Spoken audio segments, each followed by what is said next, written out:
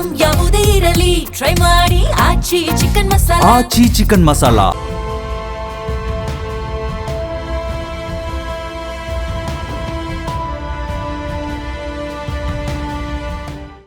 ನಮಸ್ಕಾರ. ಅಖಂಡ ಜ್ಯೋತಿಷ್ಯ ವಿಶೇಷ ಕಾರ್ಯಕ್ರಮಕ್ಕೆ ಸ್ವಾಗತ. ನಾನು ದಿವ್ಯ ಶ್ರೀದಾಸ್.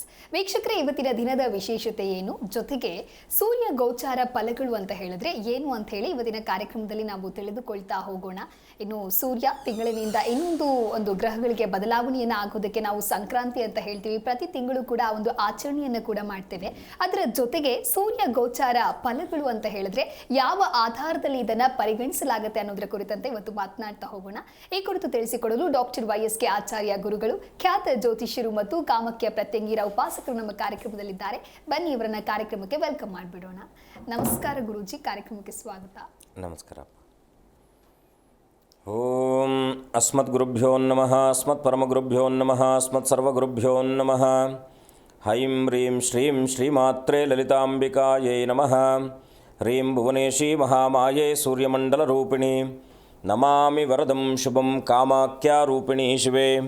ಹೈಂ ಹ್ರೀಂ ಶ್ರೀಂ ಶ್ರೀಮಾತ್ರೇ ಲಲಿತಾಂಬಿಕಾಯೈ ನಮಃ. ಶ್ರೀ ವಿಷ್ಣುರೂಪಾಯ ನಮಃ ಶಂಕರಾಯ. ಗುರುಜಿ, ಇನ್ನು ಇವತ್ತಿನ ದಿನದ ವಿಶೇಷತೆ ಏನು ಅಂತ ಹೇಳಿ ನಮ್ಮ ವೀಕ್ಷಕರಿಗಾಗಿ ತಿಳಿಸಿಕೊಡೋದಾದ್ರೆ. ಖಂಡಿತ. ಆದಿನಾರಾಯಣಂ ವಿಷ್ಣುಂ ಬ್ರಹ್ಮಾಣಾಂಚ ವಸಿಷ್ಠಕಂ ಶ್ರೀರಾಮಂ ಮಾರುತಿಂ ವಂದೇ ರಾಮದಾಸಂಚ ಶ್ರೀಧರಂ. ಸದ್ಗುರು ಶ್ರೀಧರ ಚರಣಾಭ್ಯಾಂ ನಮಃ.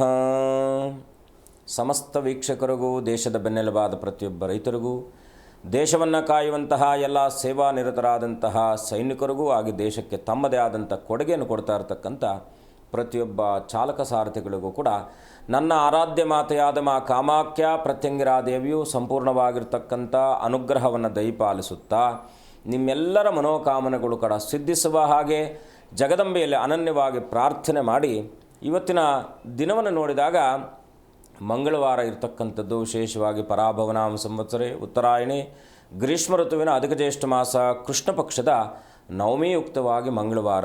ಇನ್ನು ಉತ್ತರಾಭಾದ್ರ ನಕ್ಷತ್ರ ಇರ್ತಕ್ಕ, ಪೂರ್ವಭಾದ್ರ ಉಪರಿ ಉತ್ತರಾಭಾದ್ರ ನಕ್ಷತ್ರ ಇರ್ತಕ್ಕಂಥದ್ದು. ಏನಪ್ಪ ಅಂದರೆ ಈ ಮಂಗಳವಾರ ಎರಡು ಗುರುಗಳ ಸಂಯೋಜನೆ ಆಗುತ್ತೆ. ಹೇಗೆ ಅಂದರೆ ಶನಿಯು ಕೂಡ ನಮಗೆ ಬದುಕಿನಲ್ಲಿ ಗುರುವೇ ಆಗಿರ್ತಾನೆ. ಹಾಗಾಗಿ ಉತ್ತರಾಭಾದ್ರ ನಕ್ಷತ್ರಕ್ಕೆ ಶನಿ ಅಧಿಕಾರಕನಾಗಿರ್ತಕ್ಕಂಥವನು, ಪೂರ್ವಭಾದ್ರ ನಕ್ಷತ್ರಕ್ಕೆ ಗುರು ಅಧಿಕಾರಕನಾಗಿರ್ತಕ್ಕಂಥವನಾಗಿರ್ತಾನೆ. ಹಾಗಿದ್ದಾಗ ನೀವು ಇವತ್ತು ಏನು ಮಾಡಬೇಕಪ್ಪ ಅಂದರೆ, ಮಂಗಳವಾರದ ದಿವಸ ವಿಶೇಷವಾಗಿ ನಾವೆಲ್ಲ ಅಂಗಡಿಗಳಲ್ಲಿ ವ್ಯಾಪಾರಕ್ಕೆ ಸಂಬಂಧಪಟ್ಟ ಹಾಗೆ ಏನೇನೋ ಸಣ್ಣ ಪುಟ್ಟದಾದಂಥ ಪರಿಹಾರಗಳನ್ನು ಮಾಡ್ಕೊಳ್ತಾನೆ ಇರ್ತೀವಿ. ದೃಷ್ಟಿ ಆಗುತ್ತೆ ಅಂತ ಒಂದು ಗಾಜಿನ ಗ್ಲಾಸ್ ಇಟ್ಟು ಅದರಲ್ಲಿ ನಿಂಬೆಹಣ್ಣನ್ನು ಹಾಕಿ ಇಡುವಂಥ ಪದ್ಧತಿ ನಮ್ಮ ಹತ್ರ ಇರ್ತಕ್ಕಂಥದ್ದು. ಯಾಕಂದರೆ ಜನಾಕರ್ಷಣೆ ಧನಾಕರ್ಷಣೆ ಆಗುತ್ತೆ ಅಂತಕ್ಕಂಥದ್ದು. ಆದರೆ ವ್ಯಾಪಾರದಲ್ಲಿ ನಷ್ಟ ಆಗ್ತಾ ಇದೆ, ಅಂಗಡಿಯನ್ನು ಮುಚ್ಚಬೇಕು, ಏನು ಮಾಡಲಿಕ್ಕೂ ಸಾಧ್ಯ ಆಗ್ತಾ ಇಲ್ಲ ಅಂತಕ್ಕಂಥವ್ರಿಗೆ ವಿಶೇಷವಾಗಿ ಈ ಒಂದು ಪರಿಹಾರ. ಮಂಗಳವಾರದ ದಿವಸ ನೀವು ಈ ಪರಿಹಾರವನ್ನು ಮಾಡಿದ್ದು ಕೂಡಲೇ ಫಲ ಸಿಗುತ್ತಾ? ಖಂಡಿತ ಇಲ್ಲ. ಪ್ರಯತ್ನದಲ್ಲಿ ಖಂಡಿತ ಸಫಲತೆ ಕಾಣ್ತಕ್ಕಂಥದ್ದಾಗಿರುತ್ತೆ. ನಂಬಿಕೆಯಿಂದ, ಶ್ರದ್ಧೆಯಿಂದ, ಭಕ್ತಿಯಿಂದ ವಿಶೇಷವಾಗಿ ಈ ಒಂದು ಸ್ಥಾನಮಾನಾದಿಗಳು, ಯಾಕೆಂದರೆ ಸಮಯ ನಿಮ್ಮನ್ನು ಆ ರೀತಿಯಾಗಿ ದೂಡಲ್ಪಟ್ಟಿರುತ್ತೆ. ಏನಂದರೆ ಎಲ್ಲದರ ಮೇಲೂ ಕೂಡ ನಂಬಿಕೆ ಕಳ್ಕೊಂಡು ಬಿಟ್ಟಿರ್ತೀರ.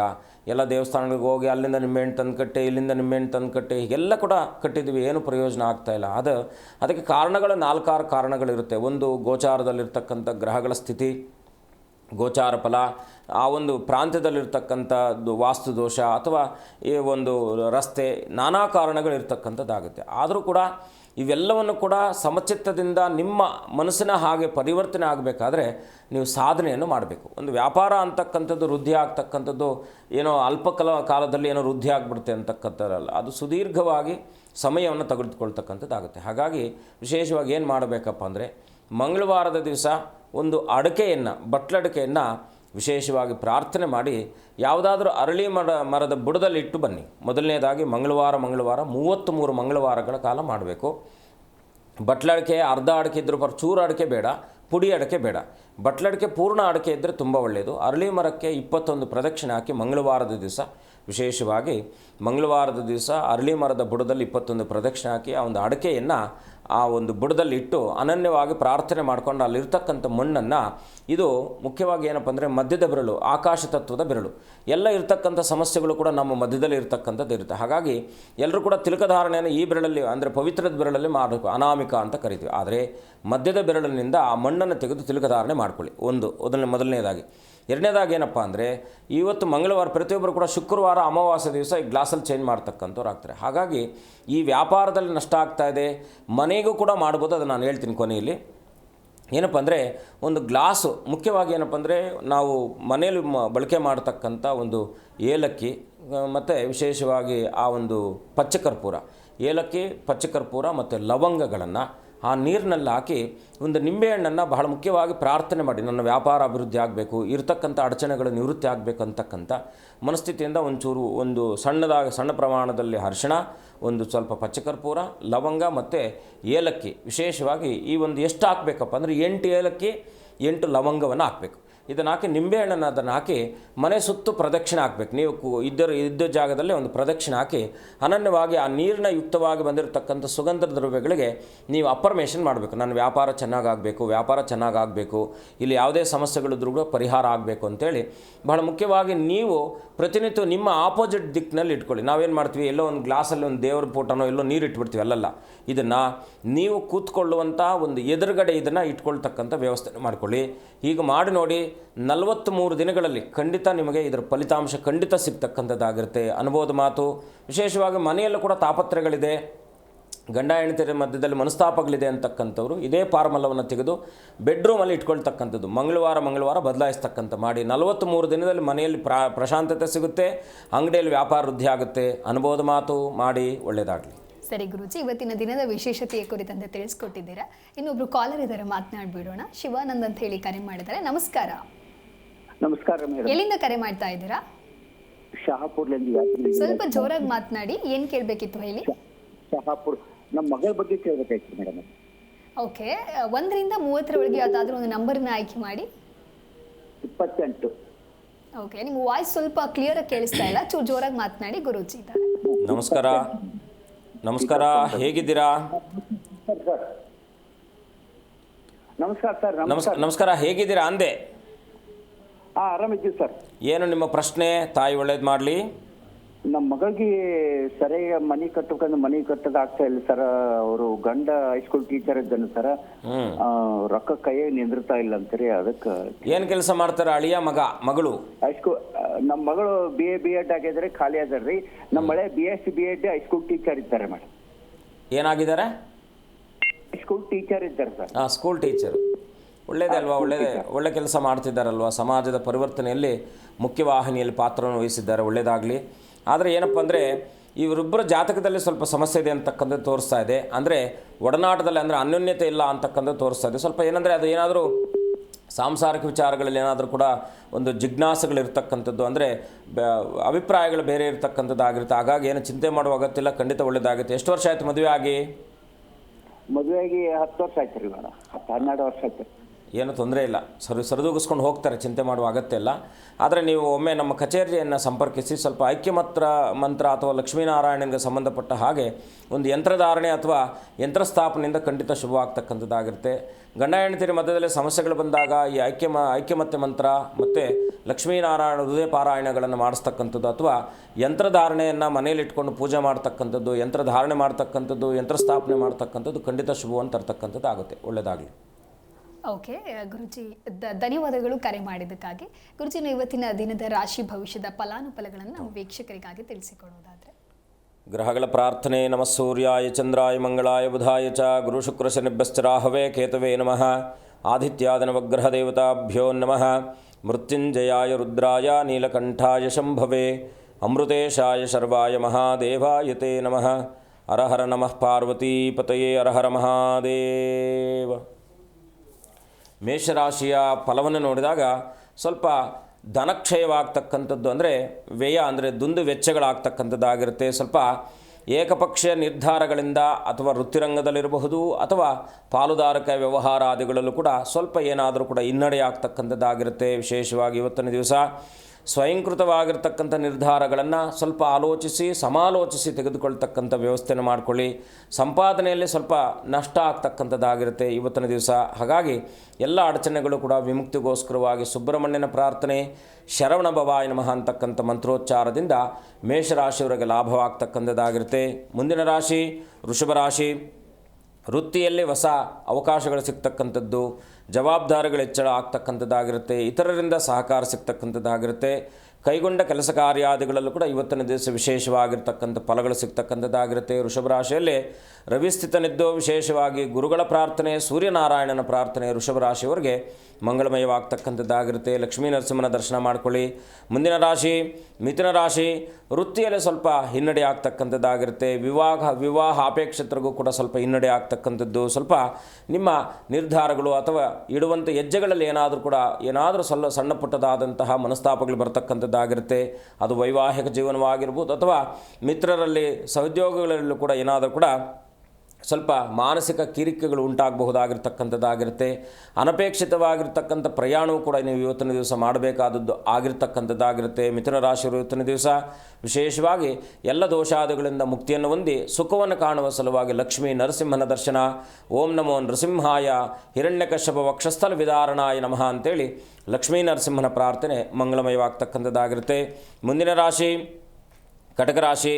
ವೃತ್ತಿಯಲ್ಲಿ ವೃದ್ಧಿ ಆಗ್ತಕ್ಕಂಥದ್ದಾಗಿರುತ್ತೆ, ಧನಾಭಿವೃದ್ಧಿ ಆಗ್ತಕ್ಕಂಥದ್ದು. ಆರೋಗ್ಯದ ಸ್ವಲ್ಪ ಏನಾದರೂ ಸಣ್ಣ ಪುಟ್ಟದಾದಂಥ ಒತ್ತಡ ಇರತಕ್ಕಂಥದ್ದಾಗಿರುತ್ತೆ. ಸ್ವಲ್ಪ ಅನಿರೀಕ್ಷಿತವಾಗಿರ್ತಕ್ಕಂಥ ಮಾತುಗಳು ಏನಾದರೂ ಕೂಡ ನಿಮ್ಮ ಮತ್ತು ಮನೆಯ ಕುಟುಂಬದ ಸದಸ್ಯರೊಟ್ಟಿಗೆ ಸಣ್ಣ ಪುಟ್ಟದಾದಂಥ ಕಲಹಗಳಾಗ್ತಕ್ಕಂಥದ್ದಾಗಿರುತ್ತೆ. ಆರ್ಥಿಕ ಅಭಿವೃದ್ಧಿ ಆಗ್ತಕ್ಕಂಥ ಸುಯೋಗ ಇರತಕ್ಕಂಥದ್ದು. ವಿಶೇಷವಾಗಿ ಇವತ್ತಿನ ದಿವಸ ಕುಲದೇವರ ಪ್ರಾರ್ಥನೆ ಮಾಡಿಕೊಳ್ಳಿ.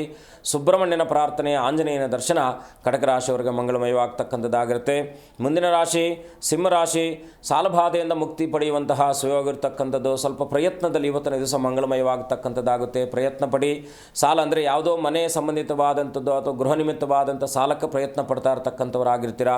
ಹಾಗಾಗಿ ವಾಹನ ಯಾವುದಾದ್ರೂ ಕೂಡ ಸಾಲಕ್ಕೆ ಸಂಬಂಧಪಟ್ಟ ಹಾಗೆ ವಿಚಾರದಲ್ಲಿ ಇವತ್ತಿನ ದಿವಸ ಲಾಭ ಆಗ್ತಕ್ಕಂಥದ್ದಾಗಿರುತ್ತೆ. ಆಧ್ಯಾತ್ಮಿಕ ಪ್ರಯಾಣ ಆಗ್ತಕ್ಕಂಥದ್ದು, ಕಾನೂನಾತ್ಮಕ ವಿಚಾರಾದಿಗಳಲ್ಲೂ ಕೂಡ ಮಂಗಳಮಯವಾಗ್ತಕ್ಕಂಥದ್ದಾಗಿರುತ್ತೆ. ಇವತ್ತಿನ ದಿವಸ ಸಿಂಹರಾಶಿಯವರು ವಿಶೇಷವಾಗಿ ಗುರುಗಳ ಪ್ರಾರ್ಥನೆ ಮಾಡಿಕೊಳ್ಳಿ. ಅದರಲ್ಲೂ ಕೂಡ ವಿಶೇಷವಾಗಿ ಸುಬ್ರಹ್ಮಣ್ಯನ ಪ್ರಾರ್ಥನೆ, ಓಂ ಶರವಣ ಭವಾಯ ನಮಃ ಅಂತಕ್ಕಂಥ ಮಂತ್ರೋಚ್ಚಾರದಿಂದ ಸಿಂಹರಾಶಿಯವರಿಗೆ ಮಂಗಳಮಯವಾಗ್ತಕ್ಕಂಥದ್ದಾಗಿರುತ್ತೆ. ಮುಂದಿನ ರಾಶಿ ಕನ್ಯಾ ರಾಶಿ. ಸ್ತ್ರೀಯರಿಂದ ಸ್ವಲ್ಪ ಏನಾದರೂ ಕೂಡ ಸ್ತ್ರೀಯರೊಟ್ಟಿಗೆ ಏನಾದರೂ ಕೂಡ ಸ್ವಲ್ಪ ಅನಾನುಕೂಲಗಳಾಗ್ತಕ್ಕಂಥದ್ದು, ಅವರೊಟ್ಟಿಗೆ ಭಿನ್ನಾಭಿಪ್ರಾಯಗಳು ಬರ್ತಕ್ಕಂಥದ್ದು, ಮಾನಸಿಕ ಒತ್ತಡಗಳು ಬರ್ತಕ್ಕಂಥದ್ದು, ಹೀಗೆ ಏನಾದರೂ ಹೆಣ್ಣು ಮಕ್ಕಳೊಟ್ಟಿಗೆ ಏನಾದರೂ ಸಣ್ಣ ಪುಟ್ಟದಾದಂಥ ಒಂದು ಮನಸ್ತಾಪಗಳು ಬರ್ತಕ್ಕಂಥದ್ದಾಗಿರುತ್ತೆ. ಸಂಗೀತಗಾರರಿಗೆ ಲಾಭ ಆಗ್ತಕ್ಕಂಥದ್ದು, ವಿಶೇಷವಾಗಿ ತರಕಾರಿ ವ್ಯಾಪಾರದಲ್ಲಿ ಲಾಭ ಆಗ್ತಕ್ಕಂಥದ್ದಾಗಿರುತ್ತೆ. ಇವತ್ತಿನ ದಿವಸ ಪ್ರಯಾಣಕ್ಕೂ ಕೂಡ ಸುಖಪ್ರದವಾಗಿರ್ತಕ್ಕಂಥದ್ದಾಗಿರುತ್ತೆ. ವಿಶೇಷವಾಗಿ ಇವತ್ತಿನ ದಿವಸ ಆ ಹೆಣ್ಣು ಮಕ್ಕಳೊಟ್ಟಿಗೆ ಸಮಚಿತ್ತದಿಂದ ಸಮಬಾಳುವನ್ನು ಬಾಳುವಂಥ ಒಂದು ವ್ಯವಸ್ಥೆಯನ್ನು ಮಾಡಿಕೊಂಡಾಗ ಖಂಡಿತ ಶುಭವಾಗ್ತಕ್ಕಂಥದ್ದಾಗಿರುತ್ತೆ. ಧನಾಭಿವೃದ್ಧಿ ಇದೆ. ವಿಶೇಷವಾಗಿ ಕನ್ಯಾ ರಾಶಿಯವರು ಇವತ್ತಿನ ದಿವಸ ಲಕ್ಷ್ಮೀ ನರಸಿಂಹನ ಪ್ರಾರ್ಥನೆ, ಲಕ್ಷ್ಮೀ ನರಸಿಂಹನ ದರ್ಶನ ಮಂಗಳಮಯವಾಗ್ತಕ್ಕಂಥದ್ದಾಗಿರುತ್ತೆ. ಮುಂದಿನ ರಾಶಿ ತುಲಾರಾಶಿ. ದೈವಾನುಗ್ರಹದಿಂದ ಎಲ್ಲ ಕೆಲಸ ಕಾರ್ಯಾದಿಗಳು ಕೂಡ ಇವತ್ತಿನ ದಿವಸ ಮಂಗಳಮಯವಾಗ್ತಕ್ಕಂಥದ್ದಾಗಿರುತ್ತೆ. ಉದ್ಯೋಗಕ್ಕೆ ಸಂಬಂಧಪಟ್ಟ ಹಾಗೆ ಉದ್ಯೋಗದಲ್ಲೂ ಕೂಡ ಇವತ್ತಿನ ದಿವಸ ಉತ್ತೇಜನ ಕೊಡ್ತಕ್ಕಂಥದ್ದು, ಮೇಲಿನ ಅಧಿಕಾರಿಗಳು ನಿಮಗೆ ಸಹಾಯವನ್ನು ಮಾಡ್ತಕ್ಕಂಥದ್ದಾಗಿರುತ್ತೆ. ಸ್ವಂತ ಜವಾಬ್ದಾರಿಗಳನ್ನು ಪೂರೈಸುವಂತಹ ಸುದಿವಸ ಇವತ್ತಿನ ದಿವಸ. ವಿಶೇಷವಾಗಿ ಉತ್ತಮ ಸ್ಥಾನಮಾನಾದಿಗಳನ್ನು ಮತ್ತು ಮನಸ್ಸಿಗೆ ಸಮಾಧಾನವನ್ನು ಕಾಣುವ ಸಲುವಾಗಿ ಆಂಜನೇಯನ ದರ್ಶನ, ರಾಮದೂತನ ಪ್ರಾರ್ಥನೆ ಮಂಗಳಮಯವಾಗ್ತಕ್ಕಂಥದ್ದಾಗಿರುತ್ತೆ.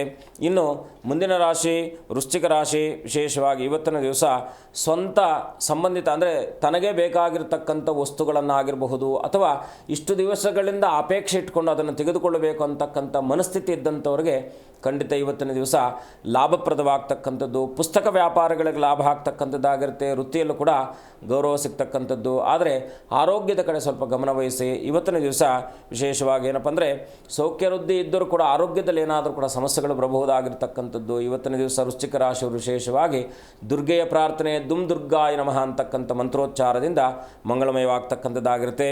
ಮುಂದಿನ ರಾಶಿ ಧನುರಾಶಿ ವೃತ್ತಿಯಲ್ಲಿ ಸ್ವಲ್ಪ ಹಿಂಬಡ್ತಿ ಸಿಗ್ತಕ್ಕಂಥದ್ದಾಗಿರುತ್ತೆ. ವಿಶೇಷವಾಗಿ ಇವತ್ತಿನ ದಿವಸ ವೃತ್ತಿಯಲ್ಲಿ ಸ್ವಲ್ಪ ಜವಾಬ್ದಾರಿಯನ್ನು ನಿಭಾಯಿಸುವಂತಹ ಒಂದು ಪ್ರಯತ್ನ ಪಡಿ. ಗ್ರಂಥಿಗೆ ಅಂಗಡಿ ವ್ಯಾಪಾರಸ್ಥರಿಗೆ ಲಾಭ ಆಗ್ತಕ್ಕಂಥದ್ದು, ಸ್ವಲ್ಪ ಮಾನಸಿಕವಾಗಿ ಭವಿಷ್ಯದ ಚಿಂತೆ ನಿಮ್ಮನ್ನು ಬಾಧಿಸ್ಬೋದಾಗಿರ್ತಕ್ಕಂಥದ್ದಾಗಿರುತ್ತೆ. ಆದರೂ ಚಿಂತಿಸುವ ಅಗತ್ಯ ಇಲ್ಲ. ಖಂಡಿತ ಗುರುವಿನ ಅನುಗ್ರಹ ಇದೆ.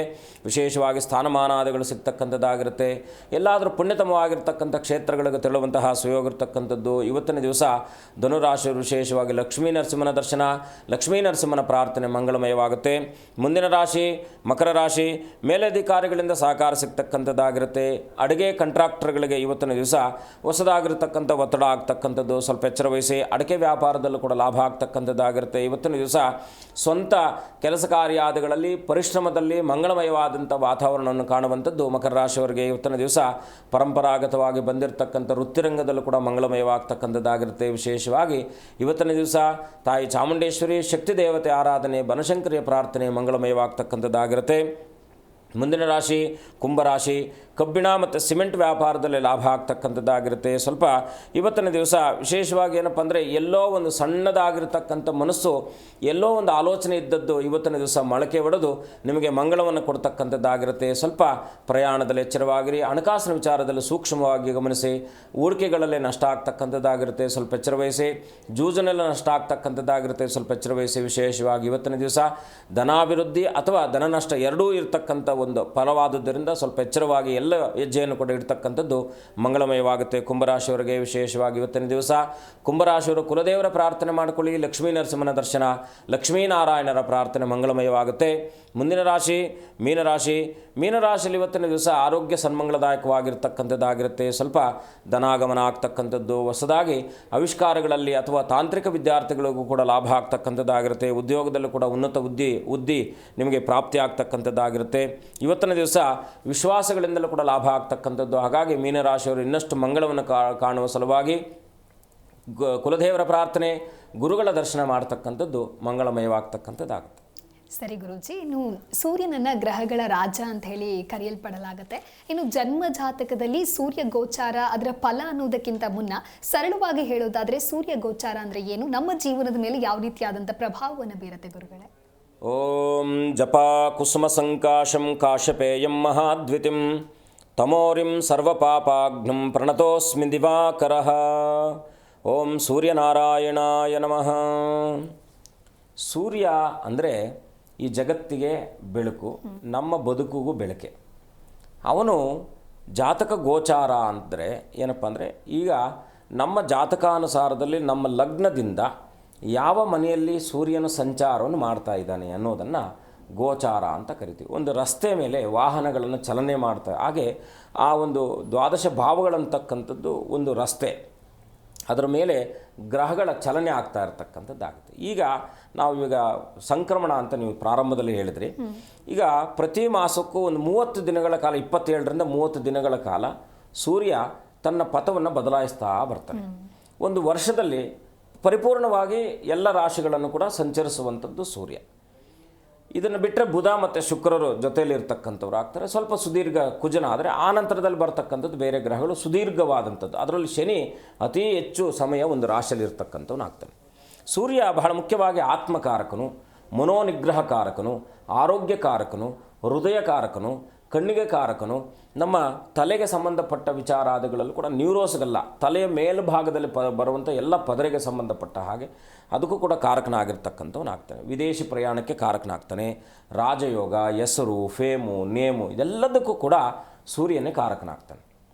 ಅವನು ಬಹಳ ಮುಖ್ಯವಾಗಿ 1, 9, 10 ಮತ್ತು 11ನೇ ಭಾವಗಳಲ್ಲಿ ಇದ್ದರೆ ಸ್ವಲ್ಪ, ಈಗ ನಾವು ಚಿನ್ನದ ಸಮಯ ಅಂತ ಕರಿತೀವಿ. ಈಗ ಚಿನ್ನ ಈಗೆಲ್ಲ ಏರ್ತಾ ಇದೆ, ಹಾಗೆ ಅವ್ರ ಬದುಕು ಏರ್ತಾ ಇರತಕ್ಕಂಥದ್ದಾಗಿರುತ್ತೆ. ಅದೇ ಅವನೇನಾದರೂ 6, 8, 12ನೇ ಭಾವಗಳಲ್ಲಿದ್ದಾನೆ ಅಂತ ಹೇಳಿದಾಗ ಇದನ್ನು ನಾವು ರೋಗಸ್ಥಾನ ಅಂತ ನಾವು ಕರಿತೀವಿ, ದುಸ್ಥಾನಗಳಂತ ಕರಿತೀವಿ. ಈ ದುಸ್ಥಾನಗಳಲ್ಲಿ ಸೂರ್ಯಗ್ರಹ ಅವನು ಪಾಪಗ್ರಹ ಆದರೂ ಕೂಡ ದುಸ್ಥಾನಗಳಿಗೆ ಬಂದಾಗ ಪಾಪಗ್ರಹ ಉತ್ತಮ ರಾಜಯೋಗದ ಫಲ ಕೊಡುತ್ತೆ ಅಂತಕ್ಕಂಥದ್ದಿದೆ. ಆದರೆ ದುಸ್ಥಾನಾಧಿಪತಿಯಾಗಿದ್ದು ದುಸ್ಥಾನದಲ್ಲಿದ್ದರೆ ಮಾತ್ರ ರಾಜಯೋಗವನ್ನು ಕೊಡ್ತಾನೆ, ಇಲ್ಲದೇ ಇದ್ದರೆ ಆರೋಗ್ಯದ ಸಮಸ್ಯೆಗಳನ್ನು ತಂದುಬಿಡ್ತಾನೆ. ಪೈಲ್ಸ್ಗೆ ಸಂಬಂಧಪಟ್ಟಿರೋದು ಅವನಿಂದ ಬರ್ತಕ್ಕಂಥದ್ದು, ಮನೋವಿಕಲತೆ, ಮಾನಸಿಕವಾದಂಥ ಒತ್ತಡ ಮತ್ತು ತುಂಬ ದಿನ ನಾವು ಏನೋ ಮೌನವಾಗಿರ್ತಕ್ಕಂಥದ್ದಾಗಿರ್ತವಲ್ಲ ಅದಕ್ಕೆಲ್ಲ ಅವನೇ ಕಾರಕನಾಗ್ತಕ್ಕಂಥವನಾಗ್ತಾನೆ. ಮತ್ತು ಎರಡನೇದಾಗಿ ಸೂರ್ಯ ಏನಪ್ಪ ಅಂದರೆ ಗೋಚಾರ ಅಂತಕ್ಕಂಥದ್ದು ಬಹಳ ಮುಖ್ಯವಾಗಿ 6 ವರ್ಷಗಳ ಕಾಲ ಅವನ ಗೋಚಾರ ಫಲ ಇರ್ತಕ್ಕಂಥದ್ದು. ಅಂದರೆ ದಶಾನುಕೂಲ ಅಂತಕ್ಕಂಥದ್ದು, ದಶೆ ಅಂತಕ್ಕಂಥದ್ದು, ಅವನ ಪೀರಿಯಡ್ ಅಂತಕ್ಕಂಥದ್ದು. ಈಗ ನಮ್ಮ ಕರ್ನಾಟಕದಲ್ಲಿ ಕಾಂಗ್ರೆಸ್ ಗೌರ್ಮೆಂಟ್ ಹೇಗಿದೆಯೋ ಹಾಗೆ ಅವ್ರ ಪೀರಿಯಡ್ ಅದು, ಆ ಒಂದೊಂದು ಗ್ರಹದ ಪೀರಿಯಡು ಒಂದೊಂದು ಸಮಯ ಇರ್ತಕ್ಕಂಥದ್ದಾಗುತ್ತೆ. ಹಾಗಾಗಿ ಈ ಗೋಚಾರದಲ್ಲಿ ಬಹಳ ಮುಖ್ಯವಾಗಿ ಸೂರ್ಯನ ನಾವು ಒಂದು 10 ಎಪಿಸೋಡ್ ಮಾಡಿದ್ರೂ ಕೂಡ ಸೂರ್ಯನ ಬಗ್ಗೆ ಅಷ್ಟು ಕಡಿಮೆ ಇರ್ತಕ್ಕಂಥದ್ದು. ಯಾಕಂದರೆ ತುಂಬ ಕಣ್ಣಿಗೆ ಅವನೇ ಕಾರಕನು, ಬಲಗಣ್ಣಿಗೆ ಅವನೇ ಕಾರಕನು. ಮತ್ತು ನಾವು ಇಡಾ ಪಿಂಗಳ ಅಂತ ಏನು ಕರಿತೀವೋ, ನಾವು ಸುಷುಮ್ನ ಇಡಾ ಪಿಂಗಳ ಅಂತ ಚಂದ್ರನಾಡಿ, ಸೂರ್ಯನಾಡಿ ಮತ್ತು ಕುಂಭಕ ಅಂತಕ್ಕಂಥದ್ದು ಏನು ನಾವು ಯೋಗದಲ್ಲೂ ಕೂಡ ಸೂರ್ಯ ನಮಸ್ಕಾರ 12 ಸೂರ್ಯ ನಮಸ್ಕಾರವನ್ನು ಮಾಡ್ತೀವಿ. ಆ ಸೂರ್ಯ ನಮಸ್ಕಾರ ಸೂರ್ಯಾರ್ಘ್ಯದ ಬಗ್ಗೆ ಇನ್ನೊಂದು ಎಪಿಸೋಡಲ್ಲಿ ನಾವು ಮಾತನಾಡೋಣ. ಬಹಳ ಮುಖ್ಯವಾಗಿ ಏನಪ್ಪ ಅಂದರೆ ಸೂರ್ಯನು ಯಾರು ಜಾತಕದಲ್ಲಿ ಸುಭದ್ರವಾಗಿರ್ತಾನೋ ಅವನಿಗೆ ಹಂಸಯೋಗ ಫಾರ್ಮ್ ಹಂಸಯೋಗ ಅಂದರೆ ಬಹಳ ಮುಖ್ಯವಾಗಿ ಪರಾಕ್ರಮ ಸ್ಥಾನಕ್ಕೆ ಸೂರ್ಯನು 3ನೇ ಭಾವದಲ್ಲಿ ಕೂತ್ಕೊಂಡಿದ್ದಾಗ ಅವನ ದೃಷ್ಟಿ ಚೆನ್ನಾಗಿತ್ತು ಅಂದರೆ ಒಳ್ಳೆಯ ಯೌವನ ವ್ಯವಸ್ಥೆಯಲ್ಲಿ ಇದ್ದಾನೆ ಅಂದರೆ ಆ ಒಂದು ವ್ಯಕ್ತಿ ಹಂಸಯೋಗವಾಗಿ ಮಾರ್ಪಡುತ್ತೆ. ಈಗ ಒಳ್ಳೆಯ ರಾಜಕೀಯ ವ್ಯಕ್ತಿಗಳು ಒಳ್ಳೆಯ ಪ್ರಸಿದ್ಧತೆಯನ್ನು ಹೇಗೆ ಹೊಂದ್ತಾರಪ್ಪ ಅಂದರೆ ಸೂರ್ಯನ ಪ್ರಭಾವದಿಂದ ಹೊಂದತಕ್ಕಂಥವ್ರು ಆಗ್ತಾರೆ. ಸರಿ ಗುರೂಜಿ, ಇನ್ನು ಸೂರ್ಯ ಗೋಚಾರ ಅಂದರೆ ಏನು ಅನ್ನೋದ್ರ ಬಗ್ಗೆ ತಿಳಿಸ್ಕೊಡ್ತಾ ಇದ್ರಿ. ಅದೇ ರೀತಿ ಮುಂದುವರೆದ ಭಾಗ ಗ್ರಹ ಸ್ಥಿತಿಯ ಬಗ್ಗೆ ಕೂಡ ಮಾತನಾಡ್ತಾ ಹೋಗೋಣ. ಅದಕ್ಕೆ ಮುನ್ನೊಬ್ರು ಕಾಲರ್ ಇದ್ದಾರೆ, ಶಿವು ಅಂತ ಹೇಳಿ ಕರೆ ಮಾಡಿದ್ದಾರೆ. ನಮಸ್ಕಾರ ಶಿವು. ನಮಸ್ಕಾರ ಮೇಡಮ್. ಎಲ್ಲಿಂದ ಕರೆ ಮಾಡ್ತಾ ಇದ್ದೀರಾ? ನಾವು ಕನಕಪುರದಿಂದ. ಓಕೆ, ಯಾರ ಬಗ್ಗೆ ಕೇಳಬೇಕಾಗಿತ್ತು ಹೇಳಿ? ನಮ್ಮ ಬಗ್ಗೆನೇ ಕೇಳಬೇಕಾಗಿತ್ತು. 1 ರಿಂದ 30 ಯಾವುದಾದ್ರೂ ಒಂದು ನಂಬರನ್ನು ಆಯ್ಕೆ ಮಾಡಿ. 18. ಗುರುಗಳಿದ್ದರೆ ನಿಮ್ಮ ಪ್ರಶ್ನೆ ಏನು ಅಂತ ತಿಳಿಸಿ. ನಮಸ್ಕಾರ, ಹೇಗಿದ್ದೀರಾ? ಹಲೋ, ನಮಸ್ಕಾರ, ಹೇಗಿದ್ದೀರಾ? ಚೆನ್ನಾಗಿದೆ ಗುರುಗಳೇ. ಹೇಳಿ, ತಾಯಿ ಒಳ್ಳೇದು ಮಾಡಲಿ. ಏನು ನಿಮ್ಮ ಪ್ರಶ್ನೆ? ಗುರುಗಳೇ, ನಾವು ಯಾವುದೇ ಕಾರ್ಯ ಮಾಡಿದ್ರು, ಏನೇ ಕೆಲಸ ಮಾಡಿದ್ರು, ಏನೇ ಮಾಡಿದ್ರು ನಾಳೆ ಅಂತ ಹೋಗುತ್ತೆ ಹೊತ್ತು ಅಮೌಂಟ್ ಯಾವ್ದು ಬರೋಕ್ಕೆ ಹೋಗಲ್ಲ. ಕೆಲಸ ಚೆನ್ನಾಗಿ ಪಡ್ತೀವಿ, ಆ ತಕ್ಕಾಗೆ ಆ ಟೈಮ್ಗೆ ನಮ್ಗೆ ವ್ಯವಸ್ಥೆ ಆಯ್ತಾ ಇಲ್ಲ. ಮನೆ ದೇವರು ಯಾರು? ಮನೆ ದೇವರು ಯಾರು? ಚೌಡೇಶ್ವರಿ. ಅಮ್ಮನವರಲ್ವಾ? ಆದಿಪರಾಶಕ್ತಿ, ಏನು ಚಿಂತೆ ಮಾಡುವ ಅಗತ್ಯವಿಲ್ಲ. ಆದರೂ ಫೈನಾನ್ಸ್ ಮಿನಿಸ್ಟರ್ ಯಾರು ಹೇಳಿ? ಜಗತ್ತಿಗೆ ಫೈನಾನ್ಸ್ ಮಿನಿಸ್ಟರ್ ಯಾರು? ವಿತ್ತ ಸಚಿವರು ಯಾರು? ನಿರ್ಮಲಾ ಸೀತಾರಾಮನ್ ಅಲ್ಲ, ಮಹಾಲಕ್ಷ್ಮಿ.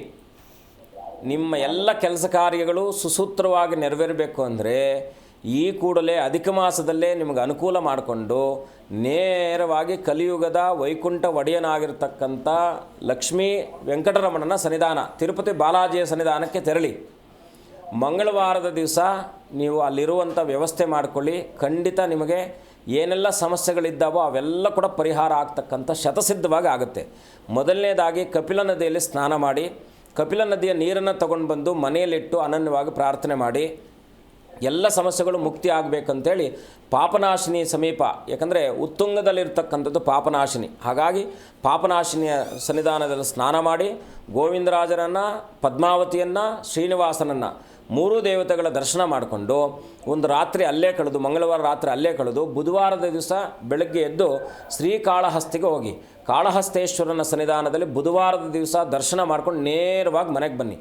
ಬಂದು ಮನೆಯಲ್ಲಿ ಮಹಾಲಕ್ಷ್ಮಿ ಸಂಬಂಧಿತವಾದಂಥ ಒಂದು ಪ್ರಾರ್ಥನೆ ಮಾಡಿ, ವಿಶೇಷವಾಗಿ ಏನಪ್ಪ ಮಾಡಬೇಕಪ್ಪ ಅಂದರೆ ಪ್ರತಿ ಶುಕ್ರವಾರ ಅಮ್ಮನವರ ಸನ್ನಿಧಾನದಲ್ಲಿ 2 ದಾಳಿಂಬೆ ಹಣ್ಣನ್ನು ಅಥವಾ ಮನೆಯಲ್ಲಿಟ್ಟು ನೈವೇದ್ಯ ಮಾಡಿ ಮನೆಯವರೆಲ್ಲರೂ ಕೂಡ ಸ್ವೀಕಾರ ಮಾಡಿದ್ರು ಆಯಿತು.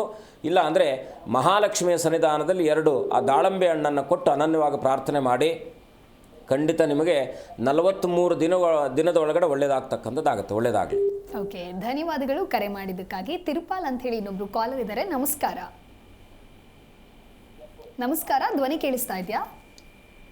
ಕೇಳಿಸ್ತದೆ ಮೇಡಮ್. ಎಲ್ಲಿಂದ ಕರೆ ಮಾಡ್ತಾ ಇದ್ದೀರಾ? ಮೇಡಮ್, ಬೆಂಗಳೂರು ಔಷಧ ಮೇಡಮ್. ಓಕೆ, ಗುರೂಜಿ ಇದ್ದಾರೆ, ಏನು ಕೇಳಬೇಕಾಗಿತ್ತು ಹೇಳಿ?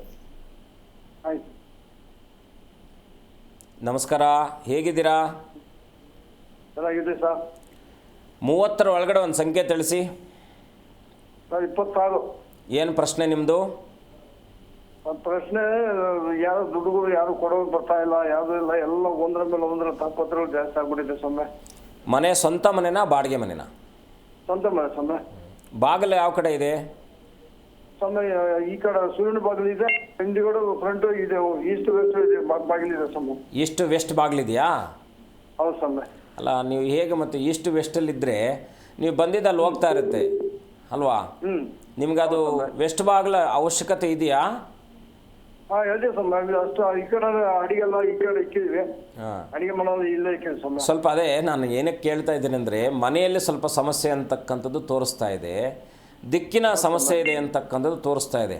ಒಮ್ಮೆ ನೀವು ನಮ್ಮನ್ನು ನೇರವಾಗಿ ಸಂಪರ್ಕಿಸಿ, ನಾನು ಅದಕ್ಕೆ ಸೂಕ್ತ ಪರಿಹಾರ ಕೊಡ್ತೀನಿ. ಒಳ್ಳೆಯದಾಗಲಿ. ಓಕೆ, ಧನ್ಯವಾದಗಳು ಕರೆ ಮಾಡಿದ್ದಕ್ಕಾಗಿ. ಗುರುಜಿ, ಇದು ಗೃಹಸ್ಥಿತಿ ಸ್ಥಾನ ಅಂದರೆ ಏನು, ಇದರ ಫಲಗಳನ್ನು ಯಾವ ರೀತಿಯಾಗಿ ತಿಳಿಸ್ಕೊಡ್ತೀರಾ ಗುರುಗಳೇ? ರವಿ ಬಂದು ಕೃತಿಕಾ ನಕ್ಷತ್ರಕ್ಕೆ, ಉತ್ತರ ನಕ್ಷತ್ರಕ್ಕೆ ಮತ್ತು ಉತ್ತರ ಆಷಾಢ ನಕ್ಷತ್ರಕ್ಕೆ ಅಧಿಪತಿ ಆಗ್ತಾನೆ. ನೋಡಿ, ಕೃತಿಕಾ ನಕ್ಷತ್ರ ಮೇಷರಾಶಿಯಲ್ಲಿ ಬಂದರೆ ಉತ್ತರ ನಕ್ಷತ್ರ ಕನ್ಯಾ ರಾಶಿಯಲ್ಲಿ ಬರುತ್ತೆ, ಮತ್ತು ಉತ್ತರಾಷಾಢ ನಕ್ಷತ್ರ ಮಕರ ರಾಶಿಯಲ್ಲಿ ಬರುತ್ತೆ. ಎಷ್ಟು ಅದ್ಭುತವಾದ ಸೈನ್ಸ್ ಇದೆ ಅಂದರೆ, ತ್ರಿಕೋಣಾಕಾರವನ್ನು ನಾವು ಮಾಡಿದಾಗ ಮೇಷದಿಂದ ಕನ್ಯಾಗೆ, ಕನ್ಯಾಯಿಂದ ಎಲ್ಲಿಗೆ ಬರುತ್ತೆ? ಮಕರಕ್ಕೆ ಬರುತ್ತೆ. ಮಕರದಿಂದ ತಗೊಂಡಾಗ ಇದೇನೆಂದರೆ ಮೂಲ ತ್ರಿಕೋಣಗಳು ಅಂತ ಕರಿತೀವಿ. ಬಹಳ ಮುಖ್ಯವಾಗಿ ಮೇಷರಾಶಿಯಲ್ಲಿ ರವಿ ಉಚ್ಚನಾಗ್ತಾನೆ.